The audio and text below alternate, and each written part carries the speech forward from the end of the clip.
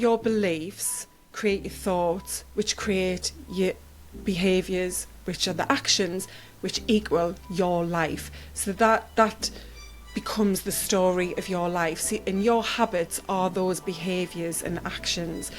You know, I know you know all of this, Louise. Your habits account for almost 50% of everything you do every day. And we know our subconscious mind is around 95 to 97% of our thoughts and behaviours a day as well. How many times did you fall off the wagon last year? Have you wondered why you can't just stick to a diet and hit your goals? Do you wish that you could stop the self-sabotage and follow through with your goals? Today, we have the wonderful Nicola Mercer joining us. Nicola is a transformational health coach, helping women to feel confident and know their self-worth, using her success framework of mindset, movement, nutrition, sleep, and stress. Nicola unwraps the true value of your health so that you can thrive and live a healthy, strong, vibrant life for the rest of your life. She is a certified health coach and qualified personal trainer, specializing in women's health, hormones, and menopause. Nicola supports female entrepreneurs in corporate to know the value of their health, and that's when you create the right habits for you. You build your self-worth and self-belief so that you can create a life you love living. Today, we're diving deeper than food and exercise. If you want to make 2024 the year that you achieve true transformation, do not miss this one. Welcome to the Thriving Metabolism, where it's my mission to empower you so that you and your metabolism thrives and you never have to go through diet misery again. I'm Louise Digby, registered nutritional therapist, women's weight loss expert, and founder of the Nourish Method to lasting fat loss. Okay, well, welcome to the podcast, Nicola. I'm so excited to have you here and to talk to you about taking a more holistic approach to weight loss. Yeah, it's great to be here. Thanks for having me, Louise. So, we both have a very similar philosophy when it comes to health and weight loss, I think, which is about there's just so much more to it than how much you eat and how much you exercise. And, you know, what we both see in our clients is that you have to take this holistic approach to be able to get results that are actually going to last and be meaningful for the individual. So I'm really interested to know what that actually means to you. Like, what does taking a holistic approach to weight loss actually mean in practice? Yeah, I think there's kind of two elements to that. One is that I like to take what I call a whole person approach in looking at everything in your lifestyle and how to create a really strong set of habits that build strong health across every element of your life. Because I have 5 pillars in my framework, which are mindset, movement, nutrition, sleep, and stress. And all of those 5 things will impact weight loss and beyond weight loss, you know, when you want to manage your weight and eat healthily. So that's one aspect of it. And then the other thing that I think comes under that holistic umbrella is to know that the food that you eat plays a much bigger part in how you feel than simply connected to your weight. And it's making that shift that, you know, food is about volume and how much you can eat and impacting directly your weight. And a lot of people only think of a very tunnel vision like that, to flipping it to the fact that food is fuel for everything, and moving the weight aside and thinking about it in terms of how you feel both physically and mentally. So really looking at the role food plays in your whole life, and that's the connection to that word holistic. So, it's those two angles that I like to come at it from. One, very much educating you on the lifestyle and all of the factors in how you live that can impact your weight, but also the other piece of the role food itself plays in how you feel holistically in your life. So that's how I talk about it. Yeah, and I totally agree. I see so many women who, not just women, men and women, who really use food to, just try and manage their calories. And it's all about how much they're eating and how they can, most diets are just like another creative way to eat less, aren't they? And also, a lot of people only see exercise as a way of burning calories, and they look at the workout as, what workout is going to get me the most bang for my buck, what's going to burn as many calories as possible. And actually, when you can shift to looking at food as nourishment and exercise as like a gift for your body and something that builds strength, then it's a very different experience of that health journey. So how do you help people to actually shift that mindset? Because people get so stuck, and I always find, they might start looking at things a bit differently, but then life gets a bit stressful and they default back to burn calories, eat less calories. So how do you actually get people to shift that mindset? Yeah, that's such a good question, because for me, a lot of people come with the goal of wanting to lose weight, and they might have a specific number in mind. And when we start working through my program or just the framework that I use, if it's not part of the program, we start to find that the weight loss isn't the goal is something else. So that's a really important shift that I found, works. It's worked in my life and it's worked for clients as well, in realising that the goal itself isn't the weight loss. The goal is often to like yourself, to have self-worth, to feel confident, but that often isn't the goal. The goal is instead what that confidence and self-worth will bring, which might be going for a promotion at work, or leaving corporate to set up your own business, or leaving some of the baggage behind that maybe you've carried for a long time over personal relationship choices and how that's impacted your family. These are real examples that I've had working with people. And so then the mindset shift is then about how they're going to feel and why that's important to them. And then the way you eat becomes a part of the process of achieving that real goal. And the weight loss becomes secondary. So the goal isn't any longer the weight loss. The goal is, I want to feel this way, and I'm going to feel this way by changing the way that I eat, which is going to help me to lose weight. And, the reality is some people are overweight and perhaps, bordering or already are obese, which can lead to lots of other health implications and risks. Or perhaps, the weight that they're carrying is impacting their ability to have confidence and perform at work and make certain life choices and so on. So it's anchoring them to that why the thing they want really matters to them. And then the way you eat and the diet, if you like. So I do use the phrase diet, but I educate and try to change belief systems that it's not a temporary thing you go on. We all have a diet. Your dog has a diet. Your goldfish has a diet. Living creatures all have a diet. But you're on it. That's it for life. It's a diet to enable you to survive. So educating them on how to build the right diet for them that works to achieve those goals. So when then things get difficult, because as you mentioned, lots of people can think, oh, this is too hard. I'm never going to lose the weight, especially when people have a bigger amount of weight to lose. It can feel so far from reach and become something that creates a fear which freezes you right where you are.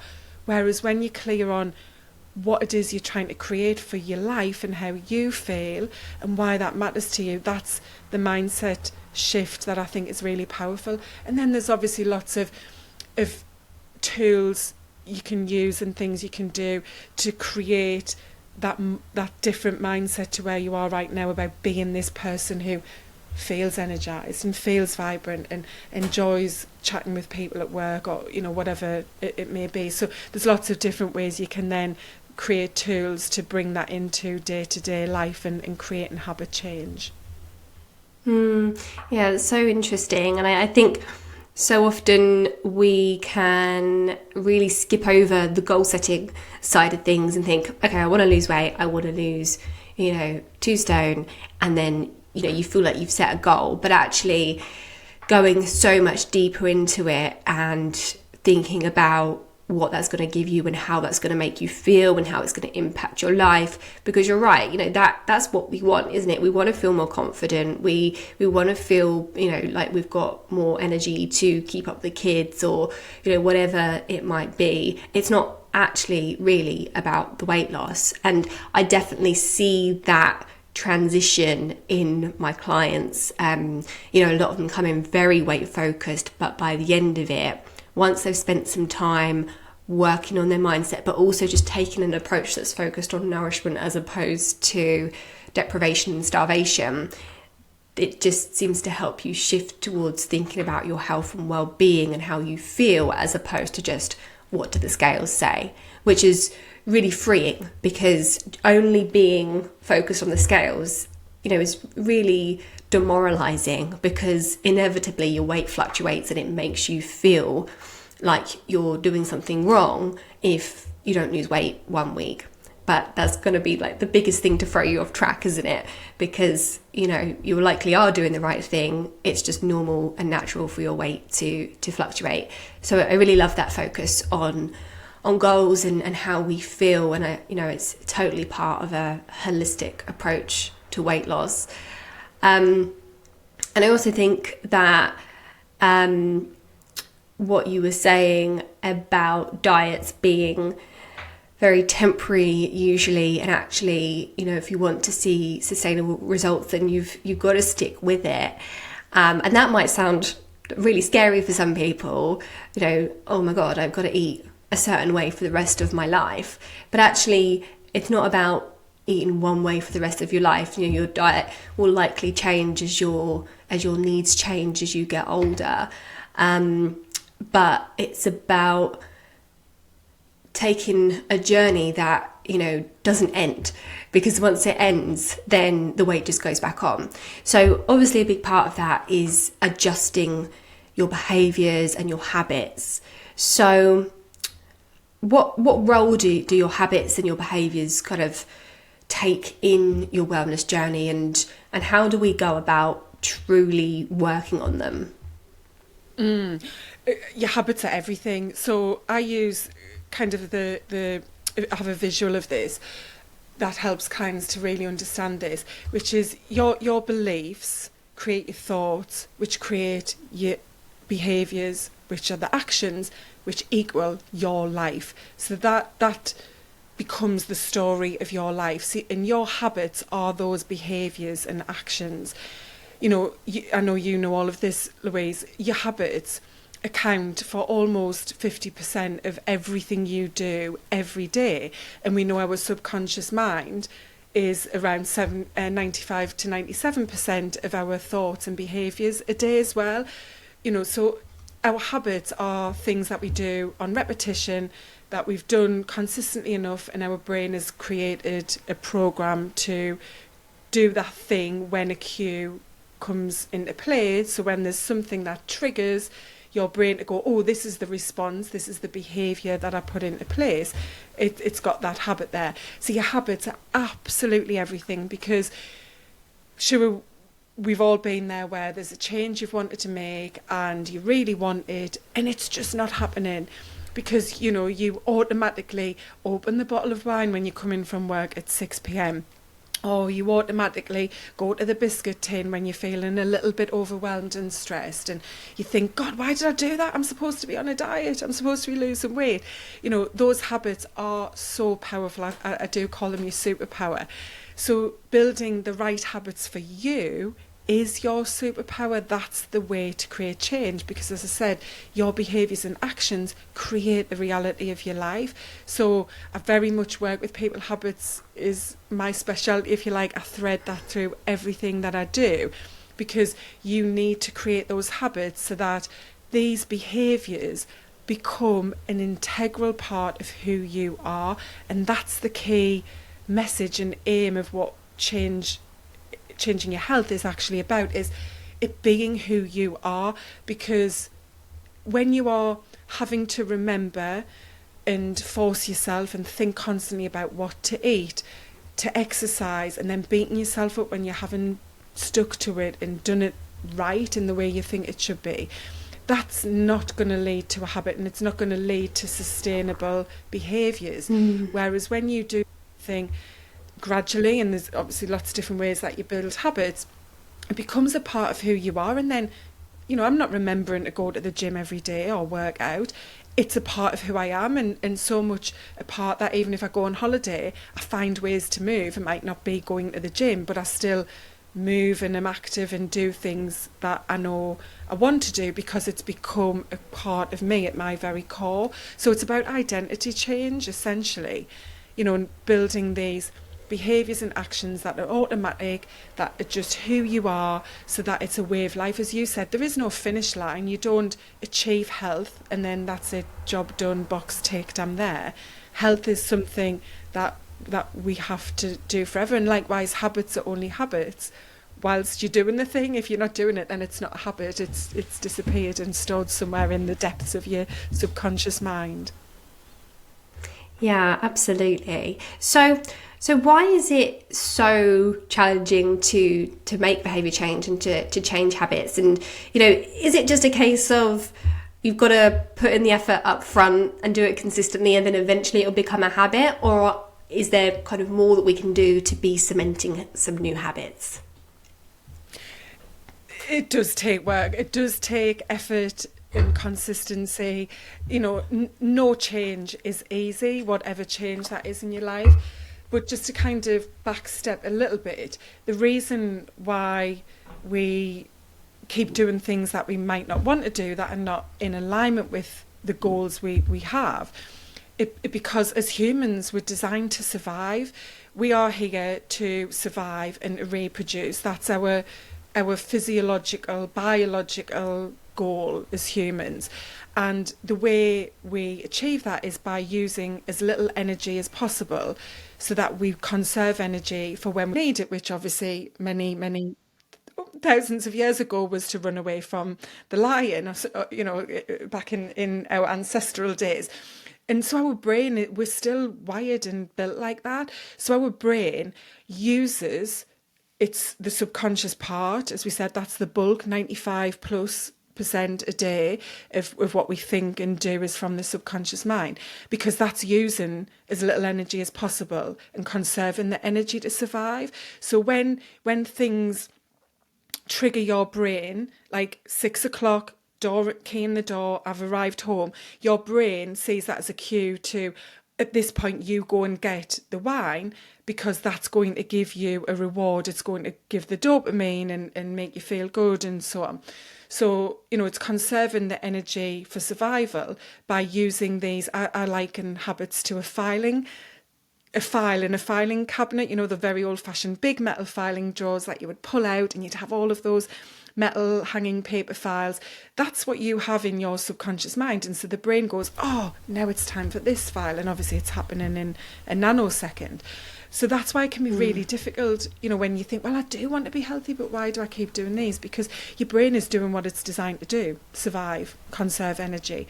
So you need to create those new habits, which does take effort, but you can make that an easier process by getting clear on the goal, why you want the goal, why it matters, anchoring yourself to that, and building the belief that you can do that. That's a big part of that mindset change, is knowing that you are capable of change. And then there's lots of tools that you can do to make the habit change easier. You know, reminders, habit stacking's a great one. So picking something that is already a habit in your life. Maybe it's popping the kettle on first thing every morning, maybe it's brushing your teeth, and putting the new habit on the back of that thing. Reminders in your phone, doing it with other people, creating an environment so it's visual. There's lots of different ways, but it does take effort. There's a reality to that, isn't there, that anything you want to do differently, you're going to have to make that happen. But there are ways that you can help to solidify the behaviour as a habit, to get to that place I mentioned of it just happening automatically because it's become a part of your character and identity, if you like. Yeah, so it sounds like you need to make some effort up front, but you can make that easier by getting really clear on your goals and what the real why is for you.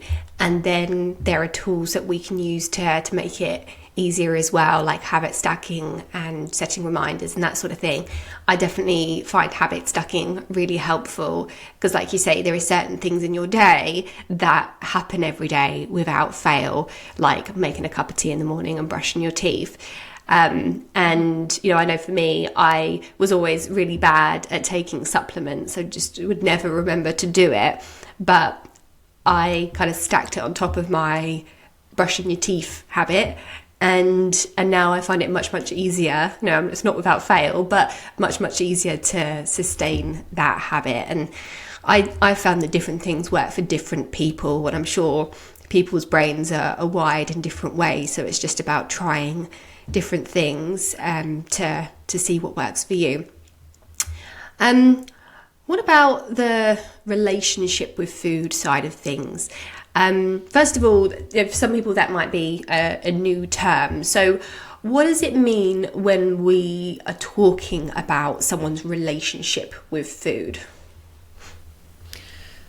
It's what it means to them in their life. And I think I'd say everyone has a relationship with food. It's a different relationship. There are definitely people who don't necessarily enjoy eating. Food is just something that they have to do to obviously have energy and survive. And it doesn't necessarily have an attachment, but that's still their relationship with food. I think when we talk about it, we're often looking at it from the place of when people do have, whether it's an emotional attachment to it, a belief system that of what food does to them. And certainly for me and my story, food is something that I love. I have lots of emotional attachments. I'm not someone who eats when they're stressed or eats when they're emotional and sad. I do both. Some people are usually, I'm an emotional eater when I get down, or I eat when I'm stressed, and I eat when I'm happy as a reward. Unfortunately, I'm kind of all of those, because my relationship with food is something that it's a very big part of my life, of who I am, what I enjoy doing. So it's very individual, but there are commonalities amongst those types of things, like stress, emotion, whether that's sadness or happiness, using it as a reward, using it as punishment. So, the relationship is, what does food mean to you? And then you have got those people who it's like, it's something I do. And honestly, I don't really like eating out because I don't get much pleasure from it. And I just eat, and it doesn't matter what I eat and so on. It's just simply food. But then there are people like me who gets a lot of pleasure from that. And then it's obviously looking at where those beliefs have originated from, and why does food become something that you do to reward yourself or punish yourself or comfort yourself and so on. So yeah, it's a huge thing, because again, when you're looking towards change and what people might want to achieve, whether it's weight loss or feeling generally healthier by eating, more nutritiously, that relationship with food then plays a huge part, because regardless of that goal, you're kind of in a boxing ring, if you like, with the goal on one side and knowing that's how you want to feel, but then you've got this very deep relationship, because for most of us, as adults, we've had that relationship for decades, usually from when we were a child or perhaps early teenager, and so on. So yeah, it's massive, and it's something that then can really impact your progress and habit change and the success that you are looking to achieve with your goals. And I think most diets just assume that someone's going to be able to implement the changes and there's not going to be any kind of resistance around that. But obviously they completely ignore, someone's relationship with food. So what do you think, how much of a difference does it make to someone when they work on that relationship with food and they manage to get themselves to a really good place when it comes to food? Oh, it's massive. As you said, diets, just giving someone a set of parameters with regard to the food type and quantity that they eat.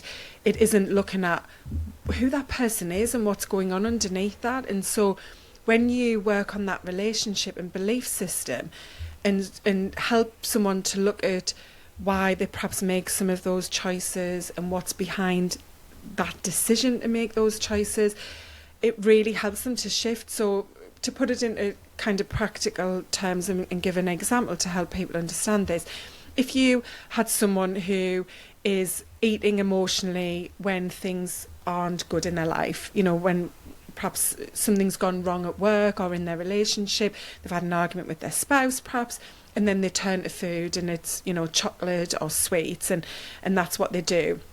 And they are trying to improve their health and they're trying to make better choices and improve their overall diet and so on. They're doing that. But then this situation's arose and they've made that choice with the chocolate or sweets. And then they come to a coach like us and they talk about it and perhaps we get underneath it and hear that when they were kids, they were often told off a lot with their parents, and then perhaps their parents got angry, and then when their parent calmed down and thought about it, they'd take them to the shop to get some sweets because they'd upset them, and the parent perhaps realised they shouldn't have shouted and got angry as much as what they did.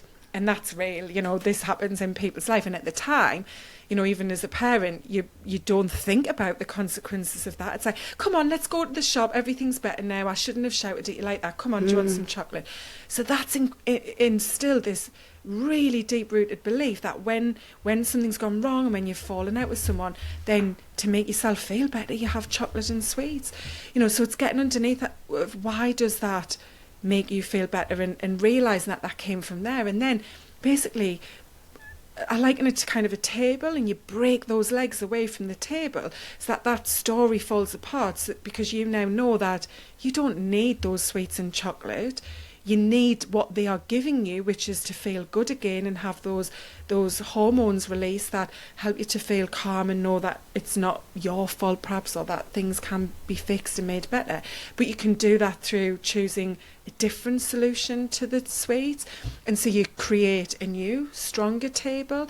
And so there's often a lot of deep work there, because you'll know, there's people who can be eating great and making lots of changes to their diet and feeling really good, and then one thing goes wrong in their life and that is it. And because they've then done that thing, whether it's the wine, the pizza, the chocolate, it's kind of like, that's it. I'm the person who will never lose weight. I'm the person that will never eat healthy because I always go for whatever it is. And so you really, really do need to work on this. And that's, the power of coaching, isn't it? And sometimes people need more than coaching, they need therapy instead, because of perhaps some trauma that's led to those beliefs. So on the peripheral, it might sound like, oh, you're an emotional eater. Oh, yeah, you always do that. And you're always trying to diet. But then when you get sad, you just turn to the sweet tin. But it's so much more than that. And that's the message, really, I'd say, is it's not about the fact that you've eaten the sweets. It's about the fact that you are believing you need those sweets to heal whatever it is that's going on underneath. And that's something that actually can be quite damaging in other ways, not because of the calories or the sugar, but psychologically in other ways without us knowing that. So it's quite deep, that, I hope that makes sense. Definitely, I think it's really important to acknowledge how deep the this relationship with food goes. Like you say, it's not just about the superficial, or I eat when I'm stressed, or I eat when I'm sad. It's about getting into those deeper meanings and the, things like trauma that could be really driving that, and starting to, do the self-healing and address those things at their core as much as you can, because otherwise you're just going to keep following the same patterns over and over again. And I think, particularly for people who find that they do just follow a pattern, maybe diet for a few weeks and then as soon as something happens they fall off the wagon. Those are people who would almost certainly benefit from really digging deeper into why that happens, because it's not because you're lazy or because you don't try hard enough or you don't have enough willpower. There's almost always more to it than that. Yeah. But in most cases, I don't know if you would agree with this, but I find in most cases, people are completely oblivious to those deep-rooted beliefs and experiences that really feed those behaviours. Absolutely, because what those beliefs do is they create a story, and you believe that story, and again, it's all psychological because of how we are as humans. You create that story that is, this is the person I am for whatever reason. Maybe I'm just not someone who can cook. I'm someone who will always look like this. I'm someone who doesn't have the money to eat healthy. Those beliefs create that story, which creates your reality. And there's a film I was thinking of as you were talking there, Louise. I can't remember the name. I don't know if it was called Whale.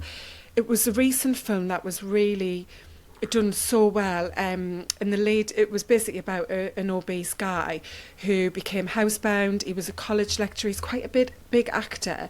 It was a very, very well done, kind of like an indie style film, but it basically documented his journey, and it was based on a real life story.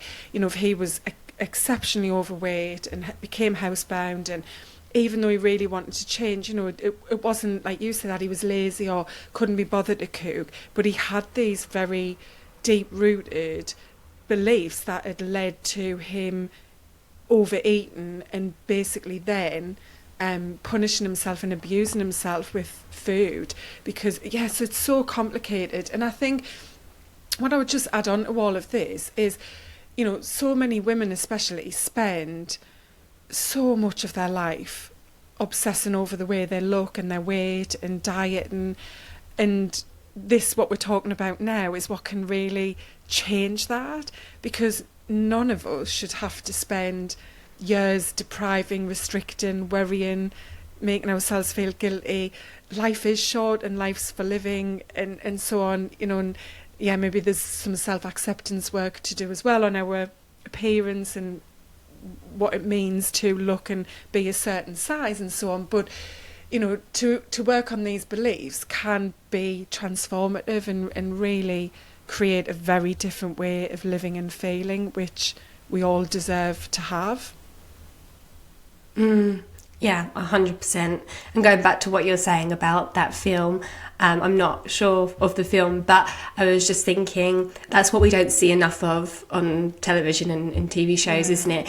We see programs like The Biggest Loser and My 600-Pound Life and those sorts of programs about people who go to the extremes to lose weight, and usually it's crazy diets, crazy exercise, or surgical procedures to get the weight off. But what we never see, and what there doesn't seem to be any shows on, is people who actually do the real work, not to discredit like the effort that those people have put in, but people who do the deep work, I should say, to work on their relationship with food and their beliefs around themselves and their food, and who get transformation that way. That's what I would love to see a TV show about, because that would be fascinating. Oh, definitely. And I met someone actually who'd been on one of those programs, and she'd lost a lot of weight and her life changed and so on. And it changed for quite a while in the way she wanted it to. But then the weight came back on, and she ended up in a really, really difficult place mentally. And she said there was no support for that change of beliefs and so on. And she's now in a much better place, thankfully. She hasn't lost the weight that she'd lost previously. She has lost weight and feels much healthier. But because of that shift she's done this time, as opposed to on the programme, it was really hard, you know, and almost like you know, an army style boot camp of what you had to do to just lose those numbers on the scale, and it being about the performance rather than the real life transformation. So yeah, and I think this is all stuff that has to change when it comes to health, full stop, you know, why it's important and what it's about and how to do it, because there's very, very little support. The support's all there to fix the problem when the problem's already happened, but only to kind of fix it. You know, I mean, I could get in a whole thing of this, you know, with medicine in general. You know, it's about giving something that sticks a plaster over the problem rather than really gets to the root and shifts the problem for good. It's almost like the problem isn't the lifestyle. That's the symptom. The problem is the deep-rooted beliefs, and if we can work on that, then that is going to be what makes the world of difference. And I've definitely had, you know, quite a few clients who've come to me after having a gastric band or some sort of weight loss surgery, and the weight has just gone back on. You know, they lost loads of weight, but it's gone back on. Now they cannot get it off. It's gone back on partly because of them not working on those deep-rooted beliefs that led to them gaining that weight in the first place, but also that extreme of, you know, the extreme calorie restriction that comes with such a procedure damages their metabolism, and it doesn't address the kind of physiological imbalances that contribute to weight gain as well. So it's really sad to see, you know, someone who has invested, you know, the time, the money, whatever into such an extreme approach, and it hasn't worked for them in the long term because it hasn't got to that deeper problem. I also want to touch a little bit on some of the other parts of this holistic approach to weight loss, and I think sleep and stress are huge. So in your experience, how do things like sleep and stress kind of come into play when it comes to a healthy weight loss journey? So there's a couple of things with both of those. One is the physiological impact of what's actually happening in your body because of perhaps lack of good quality sleep or overstress. The things that leads to hormonally can obviously then impact how your body is working, because we're just this big integral machine, which means that even if you're eating all of the right foods, you're not necessarily losing weight because things are happening physiologically within your body that's creating imbalance and inflammation and, you know, other problems. So I know you're the expert in all of this as well. There's lots of things that they can lead to, which mean even when you are eating nutritionally, it's still not, you know, giving you the results that you want. And even if those results aren't a drop of pounds on the scales, it might be just in how you feel. You know, you could think, well, I'm eating really well and I do go to the gym, but I just still don't feel well. And, you know, that could be because of what's happening through the stress and sleep. And then the other things that they lead to are lifestyle choices. So when you are highly stressed, the last thing you probably want to do after work is go home and cook something from scratch.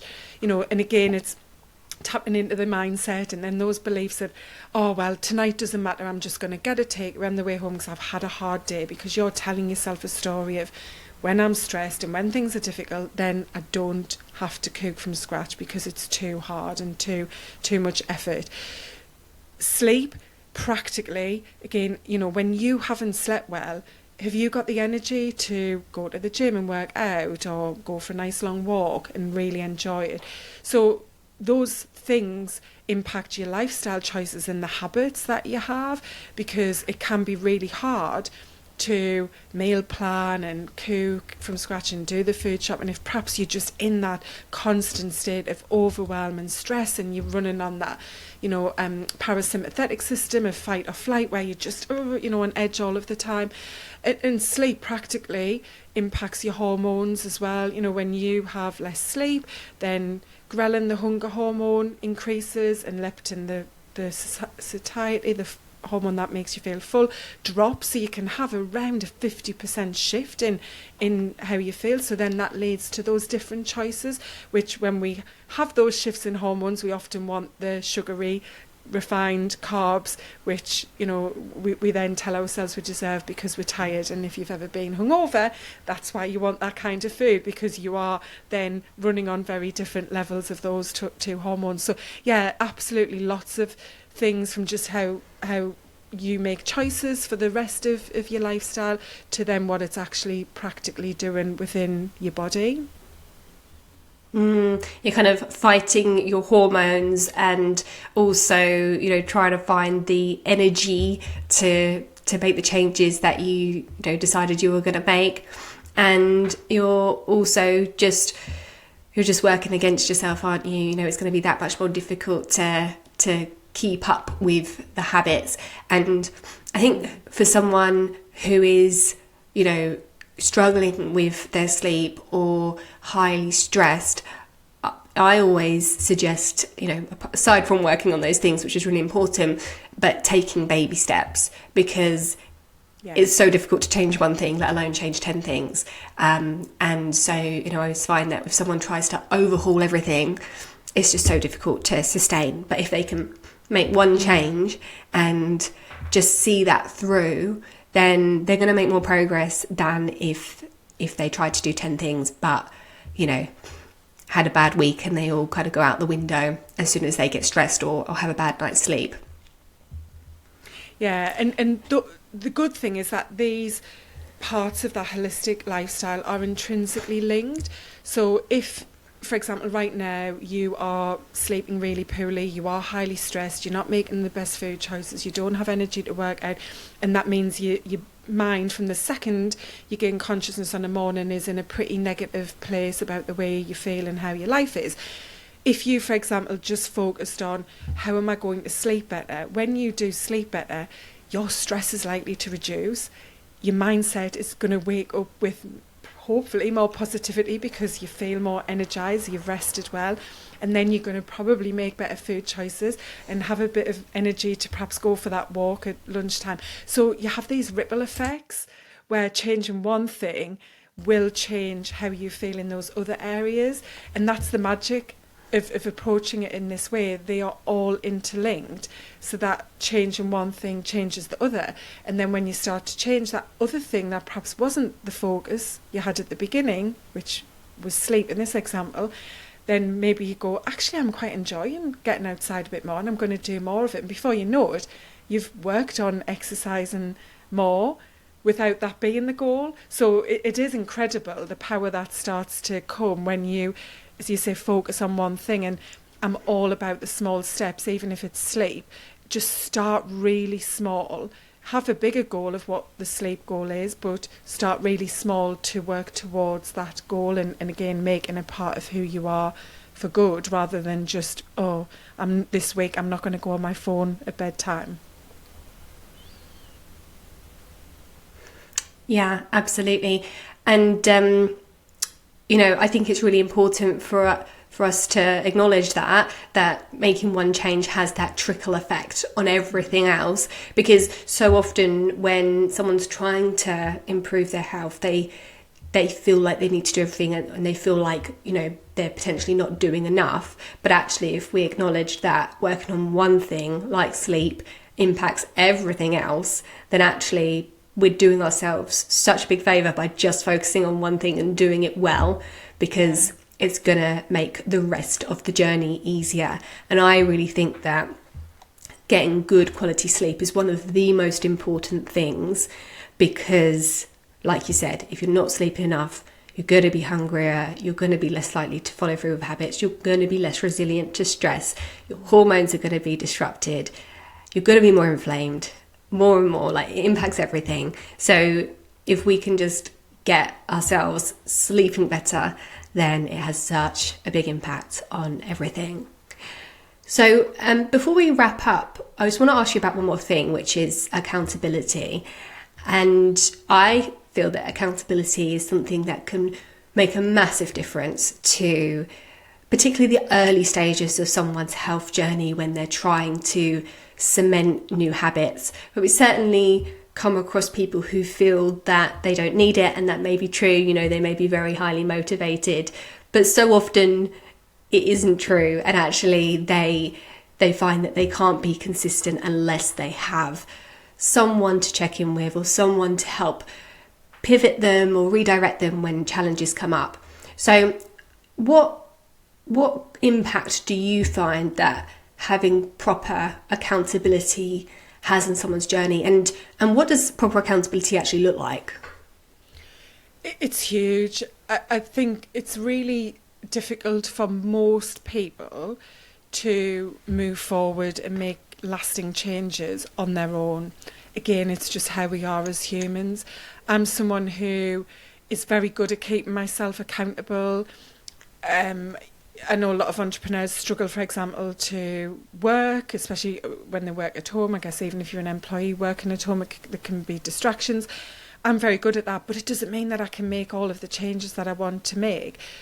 Again, you know, as humans, when we share what our goal is with someone else, we are 65% more likely to achieve that because we've shared it, and there's that thing inside of us that makes us not want to be judged, and we want people to know that we've done the thing we said.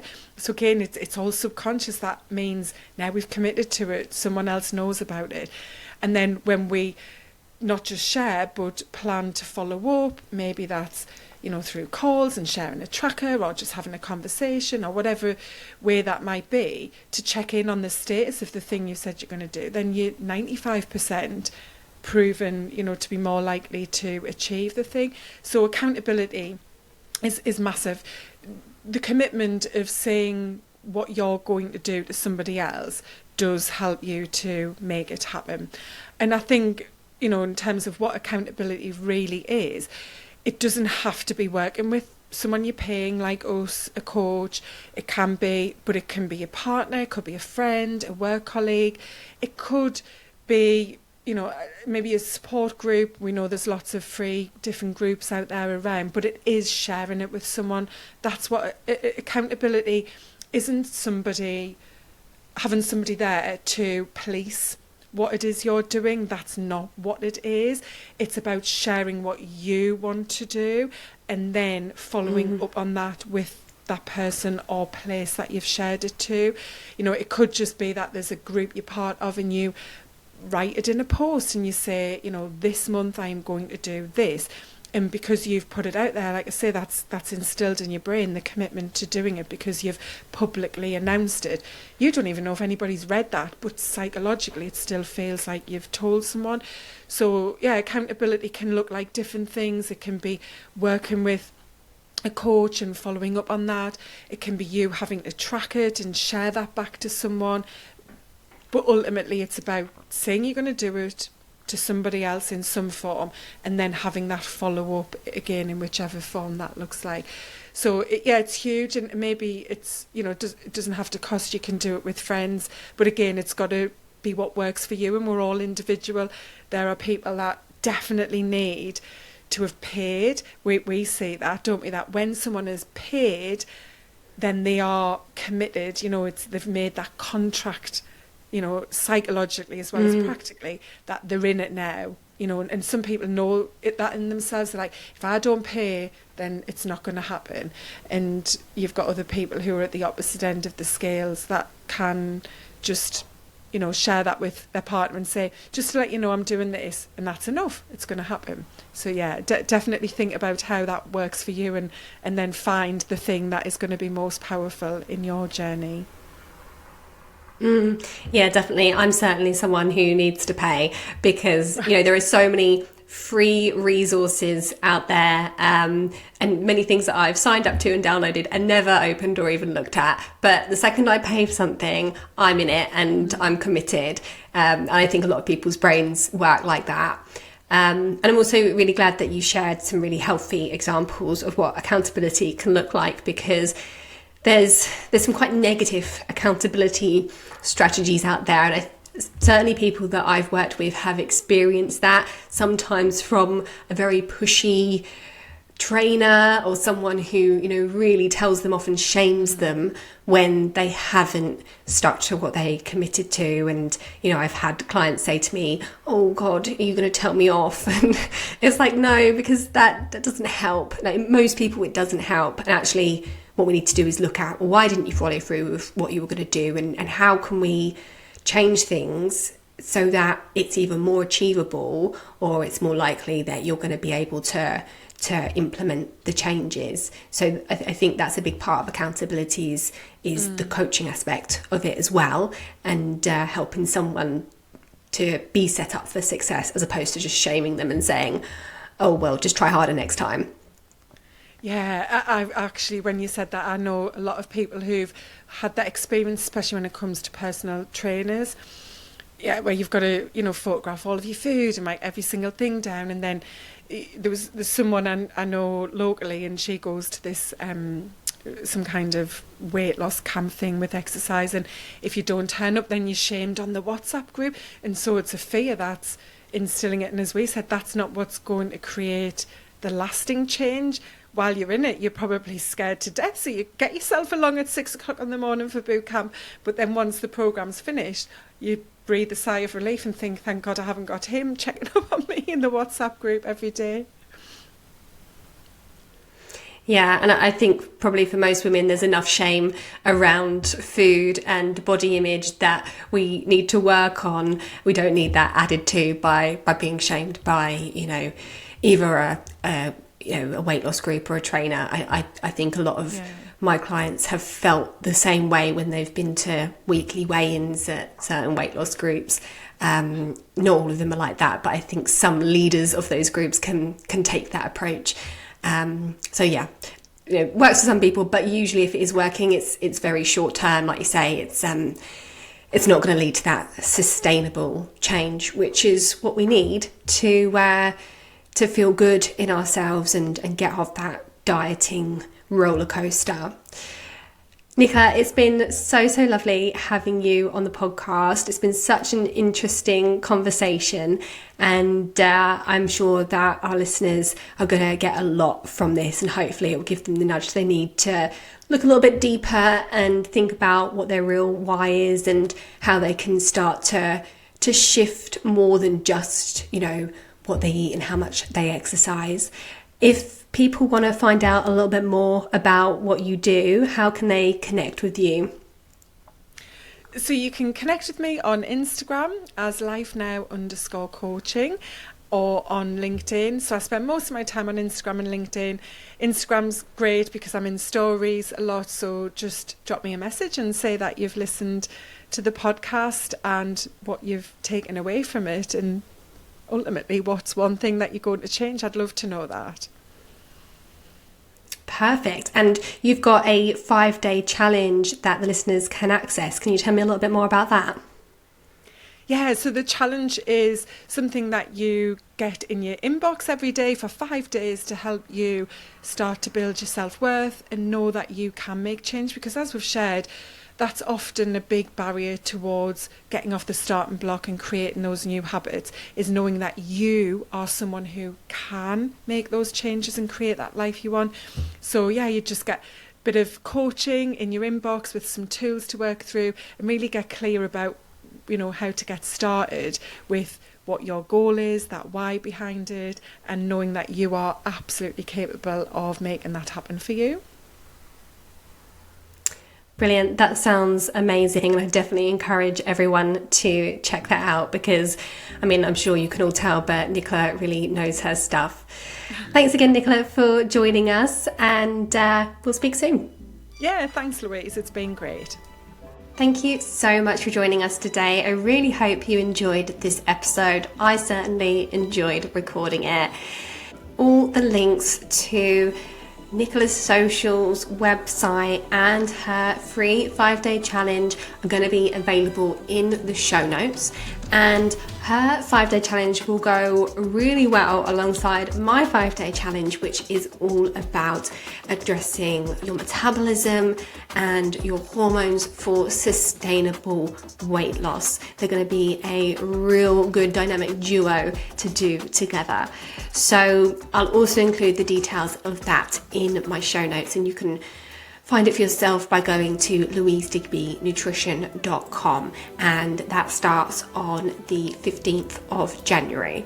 If you'd like to talk to me about anything that we've discussed in this episode, you can reach me on @louisedigbynutrition on Instagram, TikTok, and Facebook, or you can email me by emailing louise@louisedigbynutrition.com. Thanks again, and I'll see you next time.